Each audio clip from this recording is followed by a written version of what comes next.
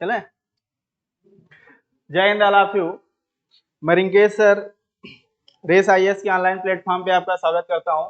जैसा कि हम आप करंट अफेयर दैनिक रूप से पढ़ते चल रहे हैं और करंट अफेयर की आज हम लोग देखते हैं कि आज हम हमारे आपके लिए जो 2-3 दिन में घटी घटनाएं हैं जो एग्जाम के पॉइंट ऑफ व्यू से इंपॉर्टेंट है, उसको देखते हैं कि क्या क्या पॉइंट हमारे लिए रखे गए हैं। करंट अफेयर चूंकि हम लोग दैनिक रूप से पढ़ रहे हैं तो कुछ छूटने के चांस जो है वो नहीं है, चाहे आपका यूपीएससी का एग्जाम हो चाहे स्टेट पीसीएस का हो। तो सबसे पहले तो हम लोग यही देखते हैं कि आज के करंट अफेयर में हमारे लिए क्या क्या टॉपिक रखे गए हैं। देखा जाए कि आज क्या क्या है। सबसे पहले आप देखिए टॉपिक्स में अगर हम आप देखें तो टॉपिक्स आपको सबसे पहले जो दिख रहा है वो है आपका विश्व होम्योपैथिक दिवस, that is world homeopathy day. ये होगा जो कि ये इंपॉर्टेंट है और ये इंपॉर्टेंट है खासकर स्टेट पीसीएस को लेकर के, क्योंकि इसी साल 24 वाले पेपर में उन्होंने डायरेक्ट क्वेश्चन हम आपको बताए भी थे कि क्वेश्चन ये नहीं पूछा था कि कौन सा दिन कब मनाया जाता है, कब सेलिब्रेट करते हैं। उन्होंने क्वेश्चन ऐसा बनाया था कि डे का नाम दिया था, जैसे आपका जो है वर्ल्ड होम्योपैथी डे है और उसमें डे दिया था और सीधा आपसे पूछा था कि इसका क्रोनोलॉजिकल जो है सीक्वेंस बताइए। तो अब तब हो जाता है, जैसे अगर एक factual question one liner question होता है तब तो आसानी से हो जाए, लेकिन अगर ये आपका क्रोनोलॉजी पूछ रहा है और उसमें से किसी एक को हम नहीं जान रहे हैं तो फिर क्रोनोलॉजी से लगाना वो थोड़ा सा टफ हो जाता है। तो ये आपका इंपॉर्टेंट है, इसलिए इस दिन को हमने आपके जो है आज की क्लास में रखा है। भारत का पहला 3 कोच, ये आपका ट्रेन की बात है, ध्यान दीजिएगा। ये ट्रेन कॉरिडोर ये अभी स्टार्ट हुआ है, ये आपके लिए इंपॉर्टेंट है, ये भी पेपर में जो है पूछे जाने की संभावना है। संयुक्त राष्ट्र दैट इज यूनाइटेड नेशन द्वारा जो आपका ग्लोबल क्लाइमेट एक्शन काउंसिल है, इसको बनाने का प्रस्ताव पहला जो देश किया है वो आपका ब्राजील है। तो इसको हम लोग पढ़ेंगे कि ये प्रस्ताव किसने रखा है। उसके बाद आपका जीपी दृष्टि ड्रोन प्रोग्राम, ये अभी आपका न्यूज में था और ये इंपॉर्टेंट है क्योंकि ऐसे क्वेश्चन बहुत पूछे जाते हैं कि कोई भी इनिशिएटिव किसी अगर स्टेट गवर्नमेंट ने लिया है तो वो इनिशिएटिव कौन सी स्टेट गवर्नमेंट ने लिया है। और नेक्स्ट है आपका पीएम मुद्रा योजना के 10 वर्ष, क्योंकि ये आपके 10 इयर्स पूरे हो गए, 2015 में ये स्टार्ट हुआ था और 2025 में ये आपका लगभग 10 इयर्स पूरा हो गया। तो इससे रिलेटेड जो है वो भारत सरकार ने अपने कुछ डॉक्यूमेंट्स रिलीज किए हैं जिसमें ये बताया है कि मुद्रा योजना स्कीम आज की डेट में जो इसमें इनिशिएटिव लिया गया था उसका क्या इंपैक्ट पड़ा है, किन किन लोगों को फायदा पहुंचा है और इससे हमारी इकोनॉमी और जो हमारे जो एम्पावरमेंट की बात है अलग अलग वर्गों का, उसका पूरा डॉक्यूमेंट भारत सरकार ने जो है वो जारी किया है। तो ये 5 टॉपिक आज हमारे लिए रखे गए हैं, इन्हीं 5 टॉपिक्स को हम लोग देखेंगे जो कि बहुत ही इंपॉर्टेंट टॉपिक है, ये पेपर में क्वेश्चन ऐसे ही पूछे जाएंगे। तो फर्स्ट टॉपिक आपके सामने है विश्व होम्योपैथी दिवस। अगर हम विश्व होम्योपैथी दिवस की बात करें तो सबसे पहले ये मनाया कब जाता है तो 10 अप्रैल को, ध्यान में रखिएगा। विश्व होम्योपैथी दिवस जो मनाया जाता है वो कब मनाया जाता है तो 10 अप्रैल को मनाया जाता है, ये आपके लिए इंपॉर्टेंट होता है, इस दिन को हमें ध्यान में रखना है। अब ये दिवस मनाया क्यों जाता है, एक जो है ये स्कॉलर आप देख रहे हैं मिस्टर फ्रेडरिक साहब, क्रिश्चियन फ्रेडरिक सैमुअल हैनीमैन, इन्होंने ही पहली बार होम्योपैथी की खोज की थी, कि मतलब जो होम्योपैथी है इसके बारे में बताने वाले जो व्यक्ति थे वो थे आपके हैनीमैन, और इन्हीं का बर्थडे पड़ता है आपका 10 अप्रैल को, इसीलिए इसे होम्योपैथी दिन के रूप में जो है वो मनाया जाता है। तो होम्योपैथिक दिवस कब मनाया जाता है, 10 अप्रैल को मनाया जाता है। होम्योपैथी की खोज किसने की थी तो Samuel Hahnemann, that is Christian Friedrich Samuel Hahnemann ने इसकी खोज की थी। इन्होंने इसकी खोज कब की थी तो 1796 में इन्होंने होम्योपैथी की जो है वो खोज की थी। एक पॉइंट होम्यो, अब ये दिन मनाया क्यों जाता है, इस दिन को मनाए जाने का कारण ये है क्योंकि ये होम्योपैथी है, और होम्योपैथी का मतलब ये हुआ इसमें हम उन चीजों का यूज करते हैं, ऐसी जो है प्राकृतिक जो है चीजों का यूज किया जाता है जिसमें हम आप होम्योपैथिक मेडिसिन बनाते हैं, जिसका बेसिकली ये कहा जाता है कि ये नेचुरल चीजों से बनाया जाता है और नेचुरल चीजों से बनने के कारण इसका जो साइड इफेक्ट होता है वो बेसिकली कहा जाता है कि नहीं होता है। तो इसी के इंपॉर्टेंस को जताने के लिए हम होम्योपैथिक दिवस 10 अप्रैल को मनाते हैं और जो आपके हैनीमैन हैं उन्हें होम्योपैथी का क्या माना जाता है, जनक माना जाता है, फादर ऑफ होम्योपैथी के नाम से जाना जाता है। अब मनाने का ऑब्जेक्ट क्या है, अभी हमने आपको बताया। इसका मनाने का उद्देश्य होम्योपैथी और उसके सिद्धांतों के बारे में जागरूकता बढ़ाना है। मतलब होम्योपैथी को लेकर के लोगों को अवेयर करना, मतलब होम्योपैथी का क्या फायदा होता है, इससे क्या हमारा जो है वो मतलब इससे क्या सिग्निफिकेंट है, इसका क्या एडवांटेज है वो बताना, और होम्योपैथी के जो आपके आइडियाज हैं उन सिद्धांतों और विचारों के बारे में लोगों को क्या करना, जागरूक करना होता है। तो ये इसके जो है आपके गोल होते हैं। और अभी हमने कहा कि इसके साइड इफेक्ट को जो है वो बताना, जिससे लोग जागरूक हो, अवेयर हो कि इसका बेसिक कोई जो है साइड इफेक्ट देखने को नहीं मिलता। इस साल का थीम क्या है, दो चीजें याद रखनी है। एक तो आप 10 अप्रैल का दिन याद रखेंगे, एक आप विश्व होम्योपैथी दिवस, वर्ल्ड होम्योपैथी दिवस याद रखेंगे, और एक आप इसका थीम जो है याद रखेंगे। इसका थीम है अध्ययन, अध्यापन और अनुसंधान। ध्यान में रखिएगा, इसका जो आपका क्या कहते हैं थीम है वो अध्ययन, अध्यापन एंड अनुसंधान। अगर आप इसको कहें तो लर्निंग, टीचिंग एंड रिसर्च होगा, बट इसको अंग्रेजी वर्जन नहीं करने की जरूरत है, ये हिंदी वर्जन में ही अंग्रेजी वर्जन है, अध्ययन, अध्यापन और अनुसंधान। तो पहला टॉपिक हमारा था जो 10 अप्रैल को क्या मनाया जाता है, विश्व होम्योपैथी दिवस मनाया जाता है। चलिए नेक्स्ट टॉपिक हम लोग देखते हैं।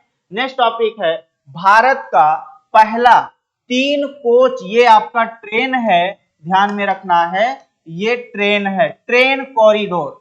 अब ये जो ट्रेन कॉरिडोर है ये इंपॉर्टेंट एक अभी जो है आपका न्यूज था, ये है क्या, अभी दिल्ली सरकार ने जो दिल्ली आपका जो है मेट्रो है, मेट्रो रेल कॉर्पोरेशन, उसने अभी अपने यहाँ 3 कोच के जो है मेट्रो ट्रेन कॉरिडोर बनाने की जो है घोषणा की है। इसको बनाने की जो है वो शुरुआत हो चुकी है, 2028 तक इसे बनाया जाएगा। इस ट्रेन में केवल और केवल आपके 3 कोच होंगे, मतलब छोटे छोटे इसमें डिब्बे होंगे जो छोटे डिस्टेंस के लिए होंगे। लगभग इसका जो ट्रायल फेज होगा, मतलब स्टार्टिंग जो इसकी की जाएगी वो लगभग 8 किलोमीटर का डिस्टेंस होगा, और वो 8 किलोमीटर का डिस्टेंस होगा दिल्ली में ही लाजपत नगर जो आपका मेट्रो स्टेशन है वहां से लेकर के साकेत का जो जी ब्लॉक है वहां के मेट्रो स्टेशन तक। लंबाई होगी 8 किलोमीटर। कितना लंबा होगा, 8 किलोमीटर होगा, और इनके बीच में 8 स्टेशन होंगे। ध्यान में रखिएगा, इनके बीच में 8 स्टेशन होंगे। तो ये आपके लिए इंपॉर्टेंट है कि भारत का पहला राज्य दिल्ली है जिसने अपने यहां को 3 कोच जो है, 3 कोच जो है आपका ट्रेन कॉरिडोर बनाने की जो है वो घोषणा की है, स्टार्ट किया है। अब देखते हैं हम लोगों को क्या इंफॉर्मेशन है। Delhi metro to launch India first 3 coach train corridor 2028, मतलब ये कब तक बनने की संभावना है, 2028 तक इसे बनाकर तैयार कर दिया जाएगा। Delhi metro rail corporation DMRC ने देश का पहला, इंपॉर्टेंट ये है, ये इंपॉर्टेंट है, देश का पहला मेट्रो कॉरिडोर शुरू करने की योजना की घोषणा की है। तो इंपॉर्टेंट, कौन सी राज्य सरकार ने, तो दिल्ली राज्य सरकार ने इसको, मतलब जो दिल्ली मेट्रो है राज्य सरकार, दैट इज दिल्ली मेट्रो ने इसको जो है वो लॉन्च किया है। तो कहां की जो है मेट्रो, तो दिल्ली मेट्रो ने। इसे 3 कोच वाली ट्रेनों के साथ संचालित करने के लिए डिजाइन किया गया है। मतलब ऐसी ट्रेन में कितने कोच होंगे, कितने डिब्बे होंगे, तो 3 डिब्बे होंगे। एक इंपॉर्टेंट। दूसरा, ये शुरुआत में लाजपत नगर से साकेत के जी ब्लॉक मेट्रो कॉरिडोर पर चलेगी, जो मेट्रो परियोजना का 4th जो है आपका पार्ट होगा, मतलब जो चौथा फेज होगा उस चौथे फेज का ये एक पार्ट होगा। इसमें 8 स्टेशन होंगे, अभी हमने आपको बताया वो होंगे, उनकी दूरी 8 किलोमीटर होगी। तो कितने स्टेशन होंगे? 8 स्टेशन होंगे, डिस्टेंस केवल 8 किलोमीटर होगी। छोटी ट्रेन, अब इसका फायदा क्या होगा? छोटी ट्रेन संरचना लागत प्रभावी, दैट इज अगर स्मॉल ट्रेन स्ट्रक्चर बनाया जाएगा तो जो कॉस्ट फैक्टर होगा वो आपका कम होगा, लागत इसमें कम होगी, इसमें जो आपका कॉस्ट आएगा वो कम आएगा। उसके बाद चुस्त समाधान प्रदान करेगी, मतलब इसमें जो कॉस्ट फैक्टर में आने वाली समस्याएं हैं उनको काफी तेजी से उसका रेमेडी करेगी। बेहतर आवृत्ति परिचालन दक्षता सुनिश्चित करेगी। इसका मतलब यह है कि जो ट्रेनों के आने जाने का जो समय है वो समय निर्धारित होगा, मतलब वो समय फिक्स होगा, ट्रेनें लेट नहीं होंगी। मतलब एक फ्रीक्वेंसी के साथ ट्रेनें जो है वो आपकी जो है आवाजाही रहेगी, ट्रेनों में ज्यादा देर जो है वो नहीं लगेगी, ट्रेन लेट नहीं होगी।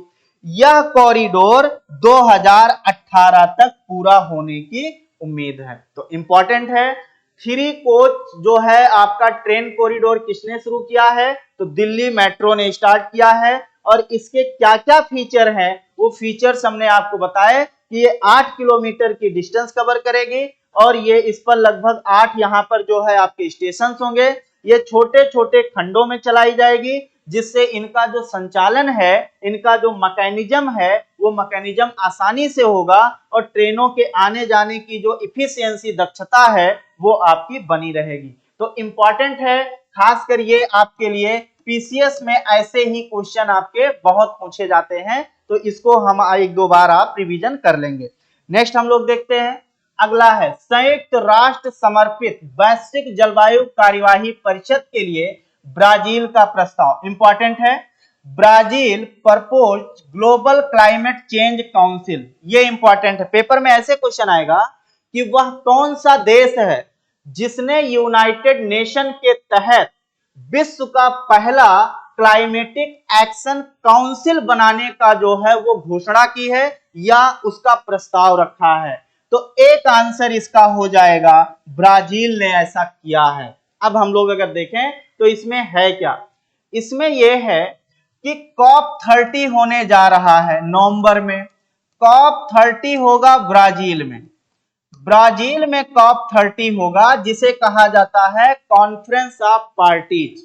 Conference of parties United nation के तहत जो 1992 से स्टार्ट हुआ था, 1992 से जब आपका स्टार्ट हुआ था, जिसे हम आप जो है पृथ्वी टू जो है पृथ्वी सम्मेलन कहते हैं, अर्थ समिट कहा जाता है, तो यहीं से स्टार्ट हुआ था UNFCCC, United framework for climate change conference. ये स्टार्ट हुआ था। इसी के तहत प्रतिवर्ष हर साल जलवायु से संबंधित सम्मेलन होता है और ये 1992 के बाद स्टार्ट होने की हुई थी और पहला सम्मेलन 1994 में जो है वो हुआ था और ये हुआ था बर्लिन में। कहां पर हुआ था? बर्लिन में हुआ था, जर्मनी में हुआ था और ये हर साल होता है। तो इस वर्ष 2025 में जो होगा वो होगा आपका कॉप 30, जिसे कहते हैं कॉन्फ्रेंस ऑफ पार्टीज। इसमें यूनाइटेड नेशन के जो सदस्य देश हैं, जो मेंबर्स हैं, वो पार्टिसिपेट करते हैं और वो इस बात पे चर्चा करते हैं कि जलवायु परिवर्तन को कैसे रोका जाए, जलवायु परिवर्तन को करने वाले जो जो फैक्टर्स हैं उनको कंट्रोल कैसे किया जाए, कार्बन के इमिशन में कटौती कैसे किया जाए, जगह जगह मरुस्थलीकरण जो डेजर्टिफिकेशन हो रहा है उसको रोका कैसे जाए, या सीधा सीधा हम आपको बोलें ये आपका जो क्लाइमेट चेंज होता है उसको कंट्रोल कैसे किया जाए, उसी के लिए प्रतिवर्ष जो है ये सम्मेलन आपका आयोजित किया जाता है। तो कॉप 30 जो होगा वो नवंबर के आसपास होने वाला है, जो कि ब्राजील में होगा। ये 30वें नंबर का है जो यूएनएफसीसी के अंतर्गत ये होने जा रहा है, ये ध्यान में रखना है। तो ब्राजील को इसकी नुमाइंदगी करने के लिए या इसकी मेजबानी के लिए जो है जिम्मेदारी मिली है, इसलिए ब्राजील ने यूनाइटेड नेशन का जो यूएनएफसीसी है, that is United nation framework for climate conference on climate change है, उसके लिए एक प्रस्ताव दिया है और उसने कहा है कि हम ये चाहते हैं कि एक ग्लोबल क्लाइमेट चेंज काउंसिल बनाया जाए। जब एक काउंसिल बनेगी तो वो काउंसिल क्या करेगी कि क्लाइमेट चेंज से रिलेटेड जितनी भी गतिविधियां होंगी, जितने भी मैकेनिज्म होंगे, उन्हें बहुत ही तेजी से उसका निस्तारण करेगी। इसीलिए ये इंपॉर्टेंट हो जाता है कि इस तरीके का काउंसिल बनाने का प्रस्ताव किसने रखा है, तो ब्राजील ने रखा है। COP30 कहां होने जा रहा है, ब्राजील में होने जा रहा है। अब इस ब्राजील के प्रस्ताव को ये उम्मीद है कि जब COP30 होगा ब्राजील में, तो उस दौरान इस काउंसिल को जो है वो बनाया जाएगा, क्योंकि यूनाइटेड नेशन इस इनिशिएटिव से प्रभावित जरूर होगा, क्योंकि इसमें क्लाइमेट चेंज को कैसे रोका जाएगा उससे रिलेटेड पॉइंट्स जो है वो अंडरलाइन किए जाएंगे। अब हम आप देखेंगे इसमें क्या क्या पॉइंट्स आपके लिए हैं।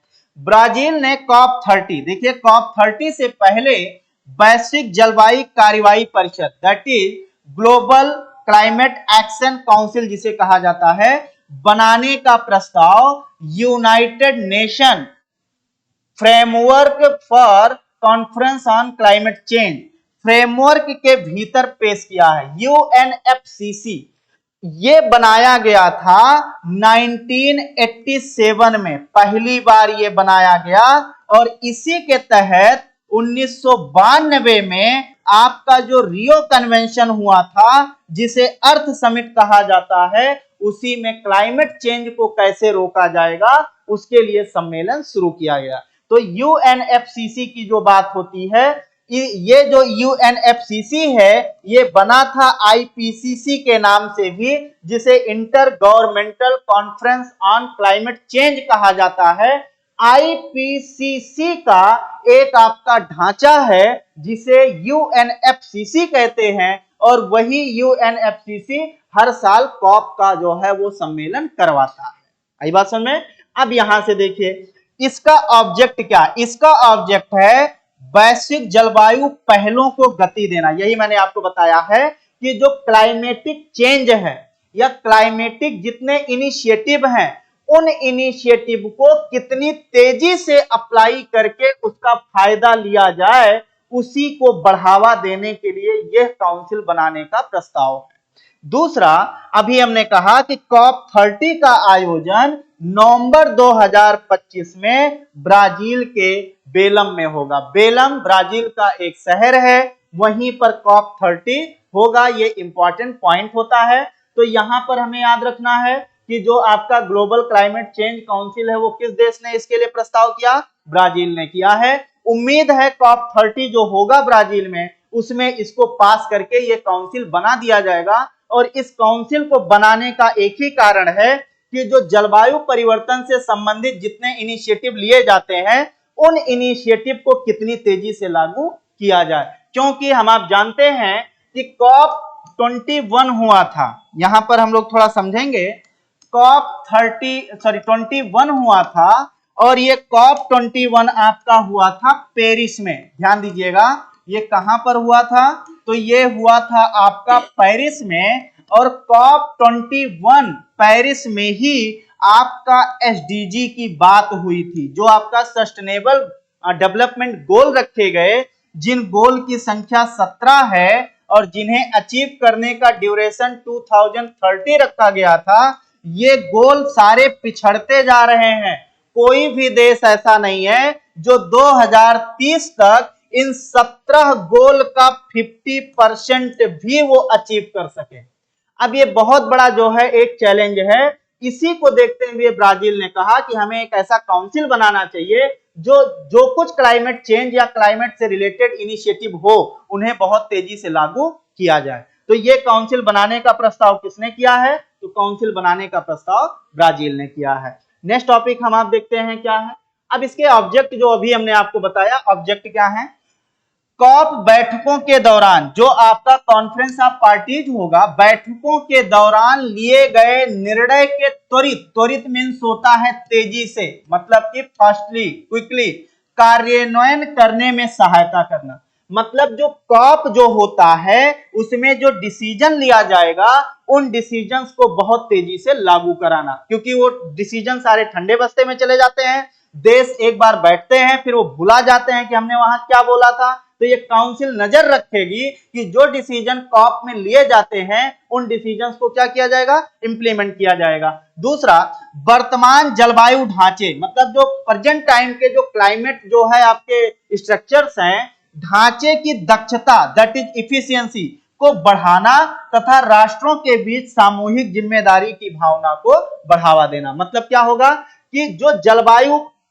परिवर्तन को रोकने का जो फ्रेमवर्क है उसे इफिशिएंट बनाना, मतलब उसे क्या करना, उसे बहुत दक्ष बनाना, वो तेजी से क्लाइमेट चेंज को अगर हम रोकने का काम कर रहे हैं तो वो रोका जा सके, उसको बढ़ाना। और जो कंट्रीज हैं, सदस्य देश हैं, जो मेंबर हैं, उनके बीच में सामूहिक जिम्मेदारी, मतलब कि उनके बीच में जो अकाउंटेबिलिटी है उस अकाउंटेबिलिटी को क्या किया जाए, एक समूह के रूप में वो सारे लोग अकाउंटेबिलिटी की जो है वो भावना रखें, ये सोच कर रखें कि हम सबकी जिम्मेदारी है कि हम इस तरीके से क्लाइमेट चेंज या वहां उससे होने वाले इंपैक्ट को कैसे रोकें। नेक्स्ट है वैश्विक समन्वय को बढ़ावा देना। वैश्विक समन्वय का मतलब होता है ग्लोबल कोऑर्डिनेशन को क्या करना, ग्लोबल कोऑर्डिनेशन को प्रमोट करना, मतलब कि जो अलग अलग देश हैं उनके बीच कोऑर्डिनेशन बढ़ाना, जिससे हमें जलवायु से संबंधित लिए गए डिसीजन को हम आराम से जो है वो लागू करके अपने गोल को अचीव कर सकें। नेक्स्ट है नौकरशाही संबंधी बाधाओं। नौकरशाही का मतलब होता है रेडिविज्म। रेडिविज्म का मतलब होता है, हम लोग पब्लिक एड में पढ़ते हैं, एक शब्द है लाल फीताशाही, और लाल फीताशाही का मतलब होता है काम में देरी। तो रेड डिवीजन दैट इज नौकरशाही संबंधी, नौकरशाही मतलब वही काम में देरी, जो आपकी नौकरशाही संबंधी बाधाएं हैं उनको क्या किया जाए, सरल बना दिया जाए। मतलब जो रेड डिवीजन, जो आपका लाल फीताशाही जैसी कंडीशन आ जाती है, काम में जो देरी हो जाती है रूल रेगुलेशन के कारण, उन सबको क्या किया जाए, इजी और सरल बनाया जाए, जिससे जलवायु संबंधी कार्य अधिक प्रभावशाली और परिणाममुखी हो सके। मतलब कि वो क्या हो कि जो आपके क्लाइमेट से रिलेटेड जितने फंक्शन हैं, जितने कार्य हैं, उन कार्यों को हम बहुत इफेक्टिव और जो है वो आपका क्या हो, वो आपके रिजल्ट ओरिएंटेड हो, इस तरीके से उसको जो है आपके लागू किए जाएं। तो ये जो काउंसिल है, ये काउंसिल के गोल बताए गए हैं। तो इंपॉर्टेंट है, इस काउंसिल को बनाने का कारण क्या है, एक तो इंपॉर्टेंट इसका कारण है कि जो कॉप की बैठक होती है, उस कॉन्फ्रेंस ऑफ पार्टीज की बैठक में लिए गए डिसीजंस को क्या करना, उन डिसीजंस को जो है वो तेजी से जो है वो आपके लागू कराना। आई बात समझ में। नेक्स्ट हम लोग देखते हैं, अब नेक्स्ट है जीपी दृष्टि ड्रोन। अब पेपर में क्वेश्चन ऐसे ही आते हैं, यहां जीपी का मतलब, पेपर में जीपी का मतलब नहीं लिखेगा, जीपी का मतलब है गुजरात पुलिस, जीपी का यहां फुल नेम होगा गुजरात पुलिस, जीपी दृष्टि ड्रोन प्रोग्राम। अब ये इंपॉर्टेंट है कि ये कहां, किस राज्य ने लागू किया है, तो नाम से ही क्लियर है, ये अभी गुजरात स्टेट की जो पुलिस है उसने एक ड्रोन जो है वो प्रोग्राम लेकर आई है, जिसका नाम है दृष्टि ड्रोन। दृष्टि ड्रोन कौन से राज्य ने, किस राज्य की पुलिस ने इसको इंप्लीमेंट किया है, तो वो है आपकी गुजरात की पुलिस। अब दृष्टि ड्रोन, दृष्टि का मतलब ही होता है किसी पर नजर रखना। अब नजर पर नजर रखी जाएगी तो किस पे, इन ड्रोन्स के द्वारा वहां की जो पुलिस है उन क्षेत्रों पे नजर रखेगी जहां पर हिंसात्मक गतिविधियां होती हैं। हिंसात्मक गतिविधियां मतलब कि जहां पर वायलेंस होने की कंडीशन होती है, या जहां पर लोगों को फिजिकली नुकसान पहुंचाया जाता है, भौतिक रूप से मतलब फिजिकली जो है वो नुकसान पहुंचाया जाता है, ऐसे क्षेत्रों में इस ड्रोन का उपयोग किया जाएगा। तो दृष्टि ड्रोन प्रोग्राम कौन सी राज्य सरकार की पुलिस ने लागू किया, तो वो है गुजरात पुलिस ने इसको जो है वो इस ड्रोन प्रोग्राम को जो है इंप्लीमेंट किया है। अब जरा देखते हैं हम लोगों के लिए क्या इंफॉर्मेशन लिखा है। इसे गुजरात पुलिस द्वारा शुरू किया गया है। इंपॉर्टेंट लाइन ये है, यह त्वरित प्रक्रिया, त्वरित मतलब हुआ कि इसमें क्विक डिसीजंस होंगे, क्विक रिस्पांस किया जाएगा। त्वरित प्रक्रिया व साक्ष्य संकलन कर्ता के रूप में प्रस्तुत किया गया है। अब इसका मतलब क्या है कि एक तो इसमें जो रिस्पॉन्स होगा वो बहुत ही क्विक होगा, दूसरा कोई भी अपराध जब हो जाता है, क्राइम हो जाता है, तो उस क्राइम के लिए जो साक्ष्य होते हैं, एविडेंस होते हैं, वो एविडेंस आपके जो है कलेक्ट करने में बहुत ही देरी हो जाती है, जिससे जो केस होता है वो केस आपका प्रभावित होता है, इफेक्टिव हो जाता है।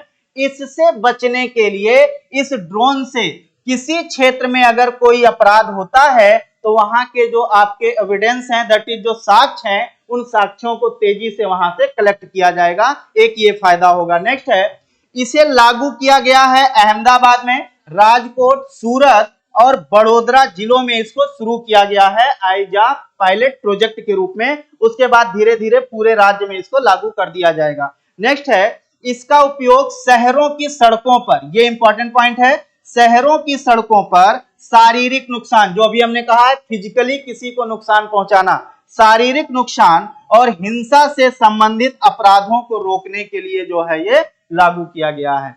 तो ये आपका जीपी दृष्टि ड्रोन जो है ये किसने लागू किया है? तो जीपी दृष्टि ड्रोन जो है ये आपकी गुजरात पुलिस ने लागू किया है, जिसका ऑब्जेक्ट ये है कि अगर कहीं अपराध होने की संभावना हो तो उसे प्रिवेंटिव तरीके से रोका जाए, और दूसरा पॉइंट ये है कि कहीं पे अगर एविडेंस आदि है तो उसको आसानी से कलेक्ट किया जाए।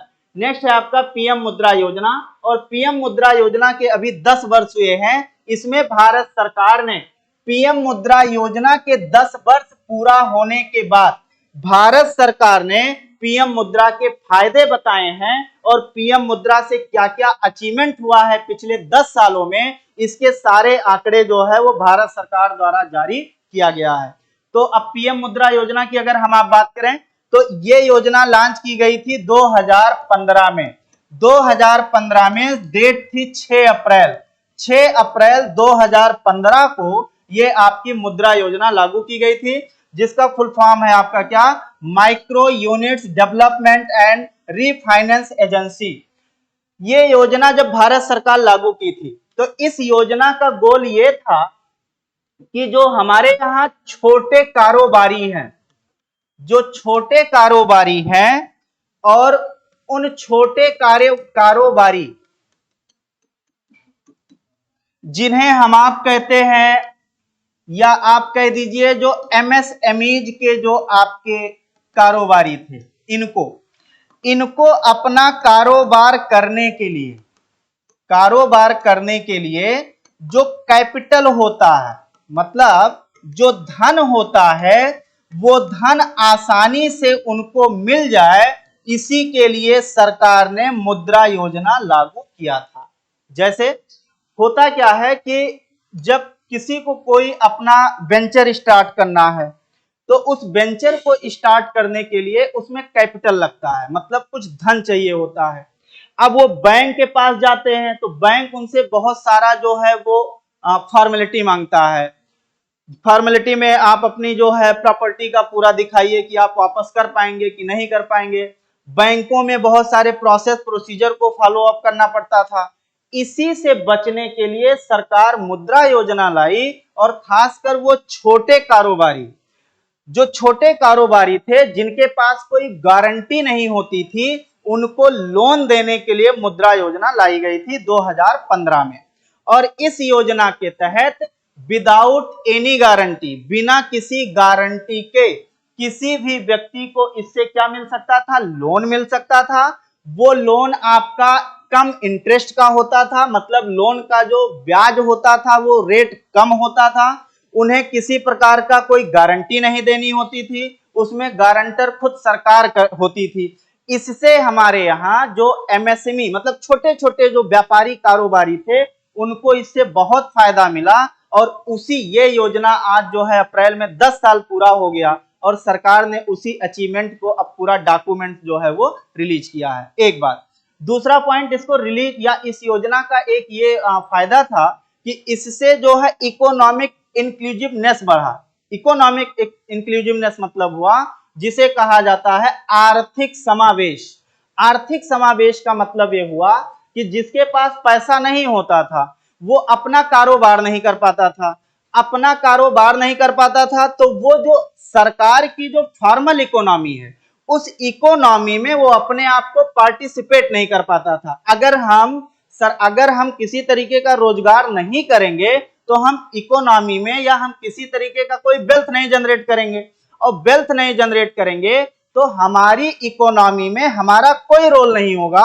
मतलब वैसे हुआ कि जैसे घर में कोई कमाने वाला एक व्यक्ति ना कमाता हो, केवल खाने वाला हो, ऐसे हमारी स्थिति हो जाती। इसी सब के जो है निदान के लिए भारत सरकार ने ये योजना आपकी लेकर आई थी। ठीक है, चलिए हम लोग मिलेंगे अब ब्रेक के बाद। इसी के साथ जो है करंट अफेयर की क्लास आपकी समाप्त होती है। जय हिंद।